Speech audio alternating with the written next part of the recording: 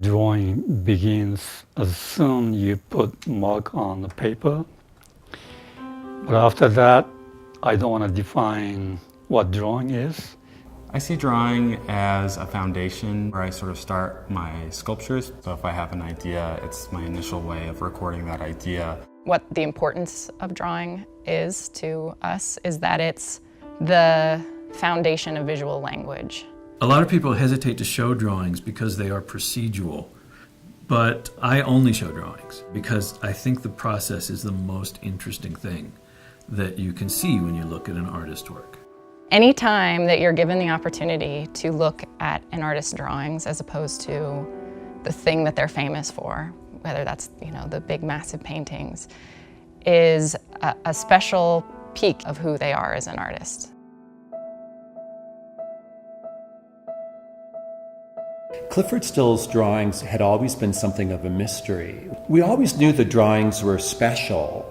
There's something about their intimate scale, the rarity. I had never seen a Clyfford Still drawing before visiting the warehouse. And so there was something revelatory about discovering these drawings and honestly being the first person on the planet to see them since the artist made them in a studio. When we received the collection here, we went through every single box one by one and lifted every single piece of paper out, cross-checked it with Patricia's inventory. We ended up going through 1,600 that they had inventoried. And then slowly but surely we started finding little stacks in other boxes that we hadn't opened before. And these drawings weren't inventoried or documented. So the collection grew from 1,600 to over 2,300 works on paper. One of the things I remember as we were cataloging the drawings collection, which was happening in tandem with some of the paintings as well, was the interrelationships we were starting to be able to discern, and particularly starting to realize that certain drawings either led directly to paintings or, even more surprising, drawings came out of extant works on canvas. He would create studies for paintings, but he also worked backwards, and I think that really shows that drawing and working on paper was just as significant as painting was. We have an instance in the exhibition where we have virtually the same image done on paper with oil paint and the same image done with pastel. And I think that raises all sorts of questions about why would he recreate that image in two different media. But it really does suggest the differences and variations that the drawing media can provide an artist. Drawing is very important because the drawing really trains your eyes how to see. It wasn't until the end of my undergraduate experience in school that I started to think of drawing in a broader sense, and that was amazing. For the first time, drawing had an emotional impact on me, that it wasn't just a reproduction of an object. Instead, it was infused with emotion or concept or meaning.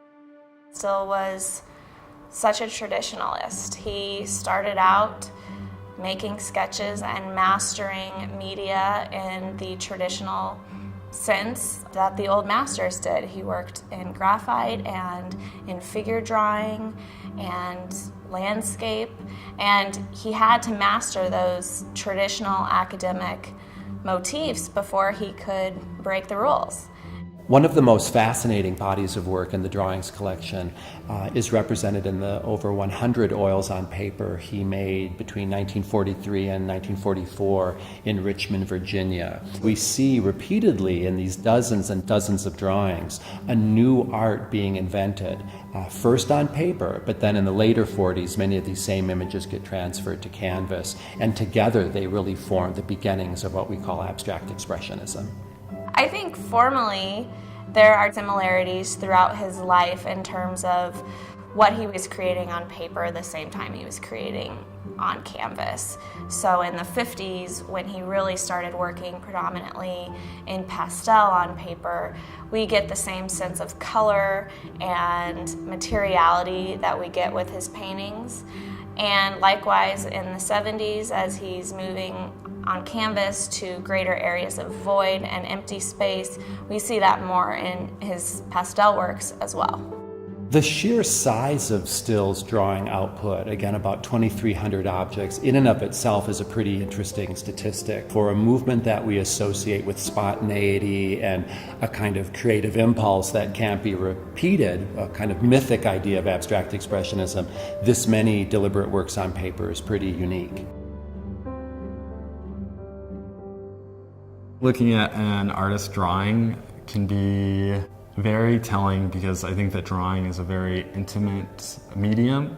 The ability to sort of see each recorded mark, I think, is very fascinating.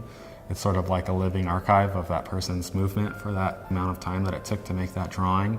I seek out artist drawings. I can avoid an entire exhibition of artwork and focus on the one drawing in the show, because to me it's the closest you can get to their thought process. It's like reading a book while you can see the person typing it. I think above all else, the drawings represent Still at his most basic, his most personal, and his most primary. And using Still's own words, they become a personal diary of his own world.